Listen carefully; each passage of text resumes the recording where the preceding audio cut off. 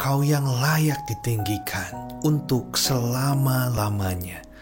Saudara, biarlah ini jadi suatu pernyataan dari dalam hati kita, dari hidup kita, berkata kepada Tuhan bahwa memang hanya Tuhan satu-satunya pribadi yang harus kita muliakan, yang harus kita puji, yang harus kita sembah untuk selama-lamanya.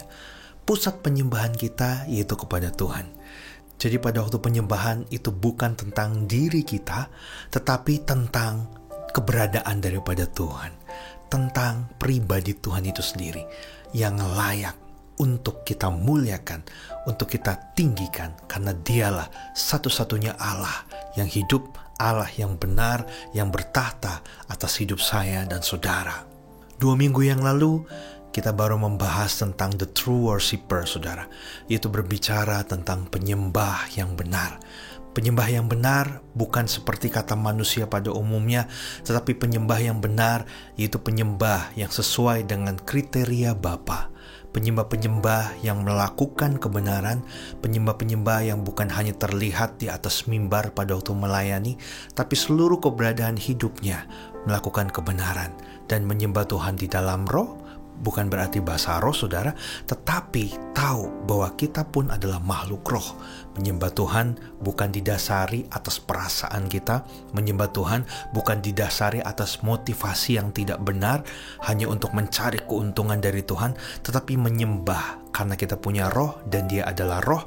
Kita menyembah Tuhan dengan roh kita, seluruh keberadaan hati kita. Adanya satu kesatuan yang terjadi, saudara, pada waktu kita memuliakan nama Tuhan. Pikiran, perkataan, tindakan kita menjadi satu. Tidak ada yang beda, tapi satu hanya untuk menyenangkan hati Tuhan. Dan hari ini kami akan lanjutkan kembali pembahasan kita tentang the true worshiper, saudara.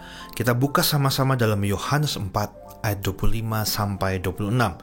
Dikatakan demikian, jawab perempuan itu kepadanya, aku tahu bahwa Mesias akan datang yang disebut juga Kristus. Apabila Ia datang, Ia akan memberitakan segala sesuatu kepada kami. Kata Yesus kepadanya, akulah Dia yang sedang berkata-kata dengan engkau. Saudara, kita melihat ini adalah kisah pada waktu perempuan Samaria ini bertemu dengan Tuhan Yesus. Saudara, salah satu kriteria bagi penyembah-penyembah yang benar adalah harus mengalami perjumpaan pribadi dengan Tuhan. Harus mengalami Tuhan secara langsung. Bukan kata orang. Bukan, oh ya memang Tuhan itu baik, Tuhan itu benar, Tuhan itu punya kuasa, Tuhan itu bisa melakukan mujizat dari kata orang. Tetapi kita sendiri yang mengalaminya. Sama seperti perempuan Samaria ini, saudara. Tanpa ia berjumpa dengan Yesus, ia tidak akan tahu Yesus itu seperti apa. Tetapi karena dia berjumpa dengan Yesus, dia berbicara langsung kepada Yesus, dia tahu hatinya beriman kepada Tuhan bahwa ya memang Dia adalah Mesias itu. Yesus adalah Mesias yang dinanti-nantikan itu, saudara. Jadi saat ini saya rindu, saudara, setiap kita pun bisa mengalami perjumpaan pribadi dengan Tuhan Yesus. Perjumpaan pribadi ini mungkin tidak seperti pada waktu zaman perempuan Samaria ini, bertemu secara langsung.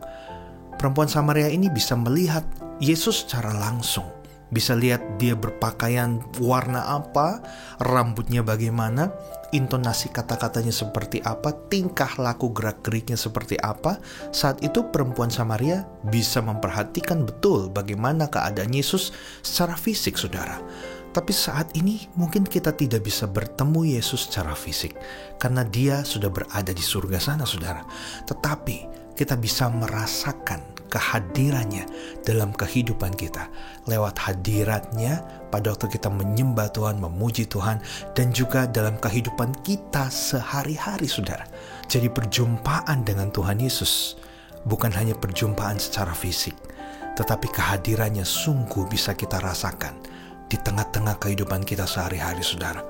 Mungkin saat ini kita sedang mengalami pergumulan masalah yang terjadi dalam kehidupan setiap kita. Tapi di tengah-tengah masalah itu kita bisa lihat bahwa Tuhan itu hadir bagi saya dan saudara. Tuhan itu memberikan kekuatan bagi saya dan saudara. Bahkan saat kita mengalami jalan buntu, waktu kita berdoa kepada Tuhan meminta pertolongannya, maka akan ada satu jalan keluar, solusi yang Tuhan berikan. Mungkin harus lewat orang lain, mungkin harus lewat keluarga kita, teman-teman kita, gembala kita, rekan-rekan kita. Tetapi saudara, hal itu tidak akan terjadi kalau Tuhan tidak memberikan jalan melewati itu semua. Artinya saudara, Tuhan bisa pakai orang lain untuk kita bisa berjumpa dengan Tuhan lewat setiap pertolongannya, anugerahnya yang kita rasakan dalam kehidupan kita sehari-hari. Dan lewat setiap pergumulan masalah kehidupan kita ini saudara, saya sudah sering katakan kepada saudara sekalian bahwa itu adalah sarana bagi kita untuk kita itu bisa makin dekat lagi kepada Tuhan dan membuat kita makin mengenal siapakah Tuhan itu dan bagaimanakah cara kerjanya saudara. Dan tentunya segala sesuatu dalam kehidupan ini Tuhan sudah beritahu lewat firman-Nya di dalam Alkitab. Tugas kita adalah membacanya setiap hari, membaca surat cinta itu, dan minta bimbingan Roh Kudus supaya kita bisa mengerti setiap kata-kata dari firman Tuhan itu. Dan kita bisa aplikasikan saudara dalam kehidupan kita sehari-hari. Sehingga pada waktu kita diperhadapkan kepada satu keputusan besar mungkin dalam kehidupan kita, harus memilih ini atau harus memilih itu saudara, kita berdoa kepada Tuhan, kita membaca firman Tuhan, dan tentunya kita akan memilih pilihan yang sesuai dengan kehendak Tuhan. Dan disitulah saudara, Yesus hadir bagi kita di tengah-tengah setiap pergumulan masalah kita, bahkan di tengah-tengah pada waktu kita harus mengambil keputusan. Yesus hadir bagi saya dan saudara. Dan hal ini harus kita alami saudara, supaya kita bisa tahu, bisa kenal Dia. Dan kita menjadi penyembah-penyembah bukan hanya di dalam roh, tapi kita juga menjadi penyembahnya di dalam kebenaran. Karena setiap hari, setiap waktu, orang yang berjumpa dengan Tuhan tentu akan melakukan juga kebenaran Tuhan yang sudah Yesus lakukan selama kehidupannya di dunia ini menjadi teladan. Kita pun mau melakukan kebenaran itu saudara. Dan itu yang Tuhan inginkan dalam kehidupan kita sebagai penyembah yang benar di hadapannya. Lalu poin yang kedua saudara, bagaimana kita bisa menjadi penyembah yang benar, the true worshiper. Ada di Yohanes 4 ayat 31-34. Saya akan bacakan. Sementara itu murid-muridnya mengajak Dia, katanya, "Rabi, makanlah." Akan tetapi Ia berkata kepada mereka, "Padaku ada makanan yang tidak kamu kenal." Maka murid-murid itu berkata seorang kepada yang lain, "Adakah orang yang telah membawa sesuatu kepadanya untuk dimakan?" Kata Yesus kepada mereka, "Makananku ialah melakukan kehendak Dia yang mengutus aku dan menyelesaikan pekerjaannya." Saudara, pada waktu Yesus ini telah berbincang-bincang berkata-kata dengan perempuan Samaria ini, murid-muridnya tiba-tiba hadir. Saat itu murid-muridnya sedang pergi ke kota untuk mencari makanan saudara. Jadi ceritanya dalam perjalanan pelayanan Yesus ini, siang itu Yesus belum makan. Dan murid-muridnya membeli makanan itu dari kota. Begitu ia sampai bertemu dengan Yesus, otomatis murid-muridnya memberikan Yesus makanan. Maka dikatakan, "Rabi, makanlah." Ya Tuhan Yesus, ini makanannya udah ada, Tuhan makan. Tetapi saat itu Yesus langsung membalas, menjawab dengan hal lain saudara. Memang berbicara tentang makanan, tetapi bukan makanan secara jasmani yang Yesus maksudkan. Dia berkata kepada murid-muridnya bahwa padaku terdapat makanan lain. Murid-muridnya ini gak ngerti saudara. Dipikir, aduh jangan-jangan apakah sudah ada yang kasih Yesus makanan yang lain. Mungkin makanan yang tidak dibawa oleh murid-muridnya. Murid-muridnya bingung saat itu. Tetapi yang Yesus maksudkan adalah bukan makanan yang kelihatan kasat mata, saudara. Ini satu hal yang luar biasa. Ini penuh dengan makna sekali. Yesus berkata demikian, makananku, dikasih tahu kepada murid-muridnya, saudara, ialah melakukan kehendak Dia yang mengutus aku dan menyelesaikan pekerjaannya. Ini luar biasa. Kenapa Yesus berkata tentang makananku ialah melakukan kehendak Dia dan menyelesaikan pekerjaan Dia, yaitu Bapanya di surga, untuk Ia selesaikan selama Ia hidup di dalam bumi ini. Saudara, kalau berbicara tentang makanan, ini adalah berbicara tentang kebutuhan pokok, saudara. Setiap hari kita perlu makan, betul? Saya pun setiap hari saya makan 3 kali, saudara. Pagi, siang, dan menjelang malam. Kalau tidak makan, tentu akan ada satu reaksi di tubuh kita. Kita akan lemas, kita akan tidak bergairah, dan kita akan kekurangan gizi. Lama-lama tubuh kita akan merosot, kurus, dan bisa menyebabkan sakit penyakit itu ada dalam tubuh kita, saudara. Kalau kita tidak mendapatkan makanan bagi tubuh kita. Jadi makanan ini begitu penting, yaitu kebutuhan utama pokok bagi tubuh kita. Tetapi dikatakan bahwa Yesus ini luar biasa. Makanannya Tuhan Yesus itu bukan makanan secara fisik, secara jasmani, tapi makananku ialah melakukan kehendak Bapa. Berarti, saudara, Yesus berkata kepada setiap kita saat ini bahwa melakukan kehendak Tuhan itu adalah satu hal yang pokok, yang menjadi hal paling utama dalam hidup ini untuk dilakukan. Dan sebagai penyembah-penyembah yang benar, saudara, yang bisa masuk dalam kategori ini, kita harus juga mau melakukan kehendak Bapa dalam kehidupan kita. Seperti ada lagu mengatakan, hidupku bukannya aku lagi, tapi Yesus dalamku. Kalau Yesus ada di dalam kita, maka kehendak Bapa lah yang harus terjadi di dalam kehidupan kita. Setiap kita memiliki kerinduan yang begitu banyak. Begitu pula dengan saya, saudara. Saya punya banyak sekali keinginan, kerinduan. Tetapi pada waktu saya mengenal Tuhan lebih dalam lagi, ternyata saya harus menomorskiankan kerinduan, keinginan saya. Tapi saya harus menomorsatukan keinginannya Tuhan. Tuhan maunya apa? Saya harus terus samakan, harus sinkronkan setiap waktu, setiap hari. Dan tentu ini adalah hal yang tidak mudah, saudara. Tetapi saat ini firman Tuhan menguatkan setiap kita bahwa sebagai penyembah-penyembah yang benar, makanan kita, hal yang paling utama mendasar dalam kehidupan kita adalah kita mau melakukan kehendak Tuhan dalam hidup kita. Barulah kita disebut sebagai penyembah yang benar. Jadi penyembah itu hidupnya gak sembarangan. Penyembah itu tidak hidup semau gue. Penyembah itu tidak akan bertingkah laku semaunya. Penyembah itu tidak akan memiliki gaya hidup yang sama dengan orang lain. Tapi penyembah adalah seorang pribadi yang eksklusif, karena dia harus mengikuti syarat, ketentuan, ketetapan daripada Tuhan. Standarnya tinggi, saudara. Dan setiap kita, saya percaya Tuhan akan mampukan untuk menjadi penyembah-penyembah yang benar dalam roh dan kebenaran. Yang ketiga, saudara, bagaimana kita menjadi penyembah yang benar, yaitu kita harus menjadi rekan sekerjanya Tuhan dalam menuai jiwa-jiwa.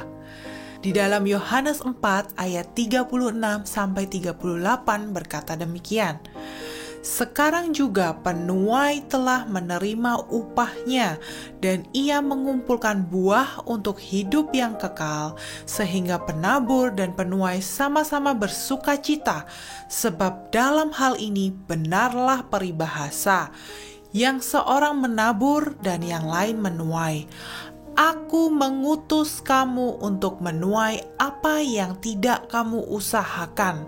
Orang-orang lain berusaha, dan kamu datang memetik hasil usaha mereka. Perhatikan baik-baik, saudara, di dalam ayat ini Tuhan Yesus berkata bahwa Dia mengutus saya dan saudara untuk menuai apa yang tidak kita usahakan. Artinya saudara, kita ini menjadi rekan sekerjanya Tuhan untuk menuai jiwa-jiwa yang haus dan rindu akan kebenaran, akan kedatangan Sang Mesias itu, saudara. Kita tahu, saudara, dari zaman dahulu, Roh Kudus sudah bekerja. Allah itu sudah bekerja melalui banyak orang, melalui nabi-nabi yang Dia pakai untuk memberitakan kedatangan Mesias, Juru Selamat dunia, yaitu Yesus Kristus Tuhan. Sehingga terciptalah yang namanya Alkitab ini, saudara. Kenapa Alkitab ini begitu tebal, saudara? Karena berisi kisah-kisah kehidupan para nabi, orang-orang yang dipakai Tuhan untuk menjadi teladan dan untuk memberitakan kebenaran, saudara. Dan saat ini Yesus sudah hadir, Yesus sudah datang ke dunia, Yesus sudah mati bagi kita, dan Dia sudah bangkit dari kematiannya, menebus dosa kita semua. Dan saat inilah kita nyatakan bahwa Yesus adalah Juru Selamat satu-satunya. Yesus adalah Kristus, Yesus adalah Mesias yang menyelamatkan kita, saudara. Dan inilah saatnya kita menuai jiwa-jiwa itu, saudara. Oleh sebab itu Yesus berkata, lihatlah sekelilingmu, bahwa ladang ini sudah menguning dan siap untuk dituai. Jadi saudara, kita tidak patut berbangga diri atas segala pelayanan yang telah kita lakukan. Banyak dari orang-orang yang sudah melakukan pelayanan, berkhotbah, worship leader, bersaksi, dia merasa dirinya itu hebat. Gara-gara saya nih, orang tersebut diselamatkan. Tidak, saudara. Ini semua adalah karya pekerjaan Roh Kudus.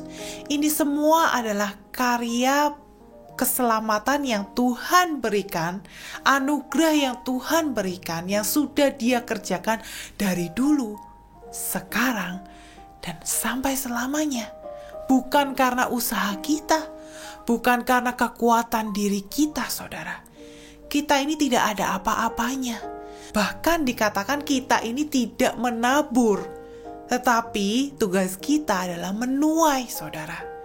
Jadi janganlah kita berbangga diri atas segala pelayanan kita atau atas segala jiwa-jiwa yang sudah kita tuai. Tidak, saudara. Itu semua karena Tuhan. Di dalam Yohanes 39 dan 42 dikatakan demikian, saudara. Dan banyak orang Samaria dari kota itu telah menjadi percaya kepadanya karena perkataan perempuan itu yang bersaksi. Ia mengatakan kepadaku segala sesuatu yang telah kuperbuat. Dan mereka berkata kepada perempuan itu, kami percaya, tetapi bukanlah karena apa yang kau katakan, sebab kami sendiri telah mendengar Dia, dan kami tahu bahwa Dialah benar-benar Juru Selamat dunia. Di dalam ayat ini diceritakan bahwa perempuan Samaria yang telah mendengar kebenaran dari Tuhan Yesus ketika itu, dia segera pergi menceritakan kepada orang-orang di kotanya. Sehingga orang-orang banyak yang tertarik dan penasaran dan percaya akan perkataan wanita ini, saudara. Diawali dari mempercayai perkataan wanita ini. Tapi selanjutnya di ayat yang ke-42 ini menarik, saudara. Orang-orang tersebut bilang bahwa kami percaya kepada Dia, tapi bukan lagi melalui perkataanmu. Maksudnya bukan lagi melalui perkataan dari perempuan Samaria ini, tetapi karena mereka telah menyaksikan sendiri bagaimana Yesus itu memberitakan tentang kebenaran, dan bahwa perjumpaan pribadi orang-orang ini dengan Yesuslah yang membuat mereka memiliki pendapat atau mengakui bahwa Ya, Yesus adalah juru selamat, Mesias yang dinanti-nantikan. Berarti saudara, di poin yang keempat, sebagai penyembah yang benar, kehidupan kita harus menjadi kesaksian bagi orang lain. Seluruh kehidupan kita ini adalah penyembahan yang hidup, saudara. Kita harus menyaksikan kebaikan Tuhan kepada banyak orang. Kita harus berani berkata bahwa Yesus adalah juru selamat satu-satunya. Hanya Dia yang sanggup mengetahui segala sesuatunya. Hanya Dia yang sanggup melakukan mujizat yang besar. Hal yang tidak mungkin menjadi mungkin. Hal itu harus saudara saksikan kepada banyak orang. Tidak hanya melalui kata-kata saudara, tetapi harus juga lewat tingkah laku saudara. Misalkan, saudara saat ini sedang menjalani profesi sebagai pedagang, buka warung misalkan. Nah, di kesempatan itulah saudara harus menjadi saksi, harus menjadi penyembahnya Tuhan lewat berjualan itu. Bagaimana caranya? Berjualanlah dengan yang benar, menjadi pedagang yang takut akan Tuhan, yang jujur, tidak berbohong, tidak curang, tidak memberikan harga yang terlalu tinggi untuk keuntungan diri sendiri, tetapi memiliki kemurahan hati, berbelas kasihan kepada banyak orang. Jadi, menjadi penyembah itu bukan soal tentang berada di atas mimbar, saudara. Bukan tentang pelayanan di gereja, saudara. Bukan. Tetapi Tuhan lebih suka dengan penyembah yang sejati, yaitu penyembahan lewat kehidupan kita sehari-hari. Ketika kita keluar dari gereja, bagaimana sikap kita? Respon kita menghadapi orang-orang yang bertemu dengan kita sehari-hari. Apakah kehadiran kita ini menjadi dampak yang positif, atau jangan-jangan kehadiran kita sebagai anak Tuhan, sebagai penyembahnya Tuhan, malah membawa dampak yang negatif?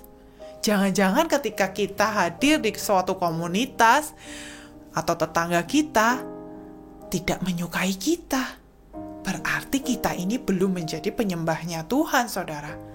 Penyembah yang Tuhan inginkan adalah kita ini hidupnya berdampak positif bagi banyak orang, mendatangkan damai sejahtera bagi mereka. Lewat kehadiran kita, orang-orang merasa diberkati, saudara. Orang-orang bisa melihat bahwa ya, Yesus itu adalah Tuhan. Orang-orang bisa memuliakan Tuhan lewat hidupmu.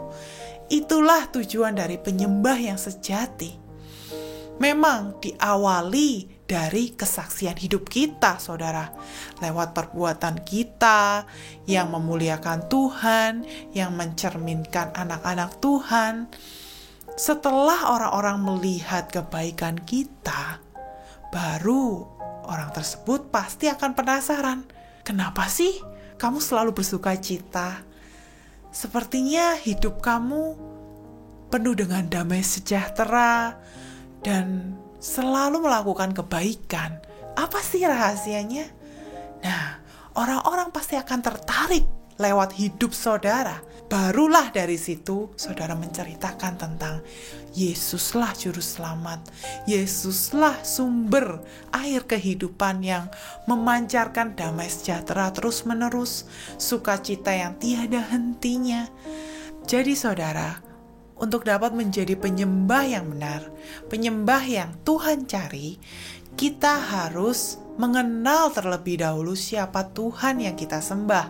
Setelah kita mengenal, kita harus melakukan kehendaknya di dalam kehidupan kita, mengerjakan pekerjaannya dan menyelesaikannya. Kemudian yang ketiga, kita juga harus menjadi rekan sekerjanya Tuhan dalam menuai jiwa-jiwa untuk diselamatkan. Dan yang terakhir, kita harus menjadi saksi Tuhan lewat perbuatan kita dan tingkah laku kita, bukan hanya di perkataan kita saja, tetapi lewat keseluruhan kehidupan kita.